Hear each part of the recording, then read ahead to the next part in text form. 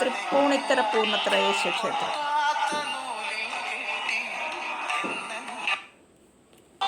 ഇതാണ് നമ്മുടെ പൂർണ്ണത്രയീശ ഭഗവാൻ. ഈ പൂർണ്ണത്രയീശ ക്ഷേത്രത്തിൻ്റെ ഉത്ഭവത്തെക്കുറിച്ച് പല കഥകളുമുണ്ട്. അതറിയാമോ നിങ്ങൾക്ക്? പൂർണ്ണത്രയീശൻ്റെ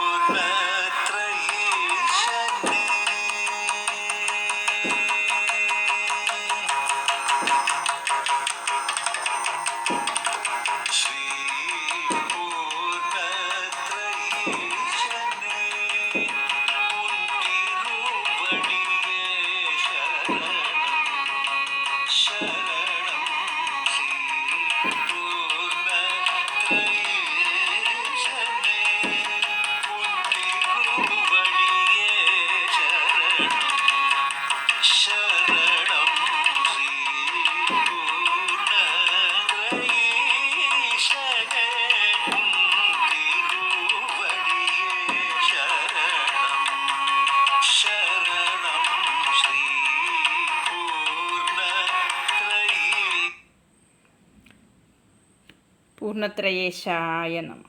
തൃപ്പൂണിത്തുറ പൂർണ്ണത്രയീശ ക്ഷേത്രം മലയാളികൾക്ക് ഭക്തിയുടെ ലഹരി പകരുന്ന ഒരിടമാണ് പൂർണ്ണത്രയീശ ക്ഷേത്രം.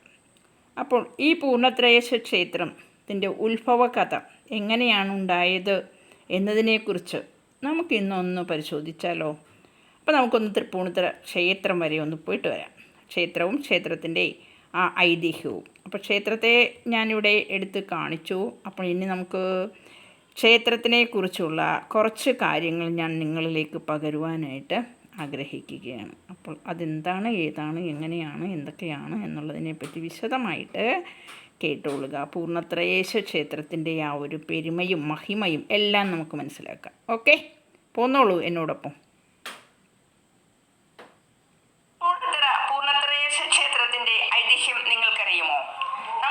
അങ്ങോട്ടൊന്ന് പോയാലോ? ഒരിക്കൽ ശ്രീകൃഷ്ണനെ കാണാൻ അർജുനൻ ദ്വാരകയിൽ എത്തി. ഈ സമയം ഒരു ബ്രാഹ്മണൻ ഒരു കുഞ്ഞിന്റെ മൃതദേഹവുമായി അവിടെ എത്തിയിട്ട് പറഞ്ഞു, തൻ്റെ 9ാമത്തെ കുട്ടിയാണിതെന്നും ഇതുപോലെ തന്നെ തൻ്റെ മുമ്പുണ്ടായ കുട്ടികളെല്ലാവരും തന്നെ പ്രസവത്തോടുകൂടി മരിച്ചു പോകുകയാണ് ഉണ്ടായതെന്നും അദ്ദേഹത്തോടായി പറഞ്ഞു. അപ്പോൾ അർജുനന്റെ സാന്നിധ്യത്തിൽ ശ്രീകൃഷ്ണനോട് ഇദ്ദേഹം ഇത് പറഞ്ഞപ്പോൾ അർജുനൻ പറഞ്ഞു, ഇനി ഇങ്ങനെ സംഭവിക്കില്ല എന്നും അടുത്ത കുട്ടി ഉണ്ടാവുമ്പോൾ ആ കുട്ടിയെ താൻ സംരക്ഷിച്ചു കൊള്ളും എന്ന രീതിയിലായിരുന്നു അദ്ദേഹം ഈ ആളോട് പറഞ്ഞത്. അഥവാ അങ്ങനെ സംഭവിച്ചാൽ താൻ തീയിൽ ചാടി ആത്മഹത്യ ചെയ്യുമെന്നും അർജുനൻ പ്രഖ്യാപിക്കുകയും ചെയ്തു. അങ്ങനെ ഇരിക്കെ വീണ്ടും ആ ബ്രാഹ്മണന്റെ ഭാര്യ ഗർഭിണിയായി.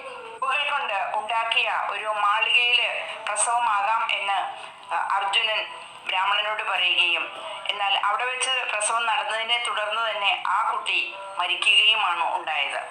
ഇത് അർജുനന് താങ്ങാനായിരുന്നില്ല. അപ്പോൾ അർജുനൻ തീയിൽ ചാടി ആത്മഹത്യക്ക് ഒരുങ്ങുകയും ചെയ്തു. എന്നാൽ ആ സമയം അർജുനനെ സ്വാന്തനിപ്പിക്കുന്നതിന് വേണ്ടി ശ്രീകൃഷ്ണൻ അർജുനന്റെ അരികിലെത്തി. ആത്മഹത്യ ഒന്നും ചെയ്യേണ്ട കാര്യമില്ല, കുട്ടികളെല്ലാവരും വൈകുണ്ഠത്തിലുണ്ട് എന്ന് ഭഗവാൻ ശ്രീകൃഷ്ണൻ അർജുനനെ പറഞ്ഞ് സാന്ത്വനിപ്പിക്കുകയും അങ്ങനെ അവർ രണ്ടുപേരും കൂടി വൈകുണ്ഠത്തിലേക്ക് പോവുകയും ചെയ്തു.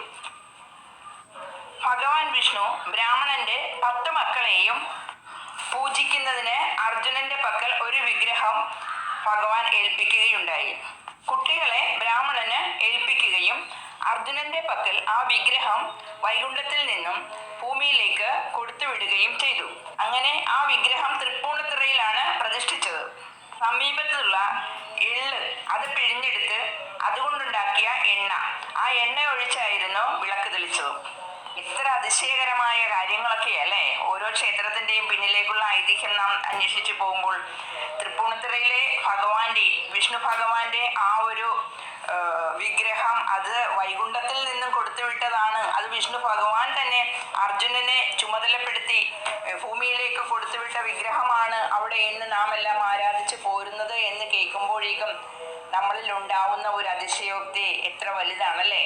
അപ്പോൾ തൃപ്പൂണിത്തുറ പൂർണ്ണത്രയീശന്റെ ക്ഷേത്ര മാഹാത്മ്യം ഇതിനോടകം മനസ്സിലായല്ലോ. അപ്പോൾ ഇതുപോലുള്ള വീഡിയോസും കൂടുതൽ കിട്ടുന്നതിന് വേണ്ടിയിട്ടും ഈ ചാനൽ സബ്സ്ക്രൈബ് ചെയ്യാം. Okay, thank you. Thank you so Thank much. you for